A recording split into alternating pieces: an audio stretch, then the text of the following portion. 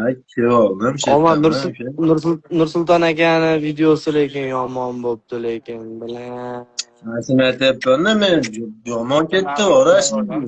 Shu gap kerakmidi? Yo'q, men oxirgi gapini aytyapman. Sherali aka, Jonaliyev, assalomu alaykum. Salomatmisiz? Hozirgi Yomon holatligini gapiribdi. aytyapsiz. Hozir qo'ydimmi? Ashula aytyapsizmi? Shunaqa.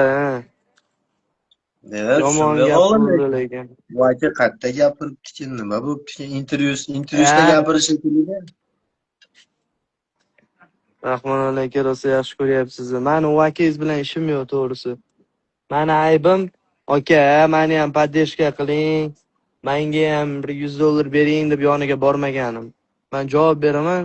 Aka, bilasizmi?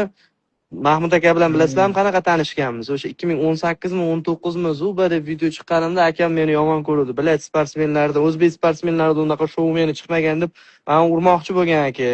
Undan keyin men Aktagon bilan shartnoma qildim, chiroyli bo'y ko'rsatdim.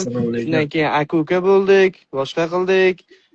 To'g'risi, o'sha paytdan beri aka yaxshi taniydi, birortasi aka podдержка qiling, boshqa demaganman. Mana nechta sportsmen ko'rib turgan bo'lsa, chiqaman degan odam ko'rib turgan bo'lsa, sponsor degan narsani unutinglar.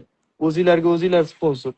Hech qachon u Gollivud kinolardagi birov kelib turib ko'tarib qo'yadigan narsa yo'q unaqa.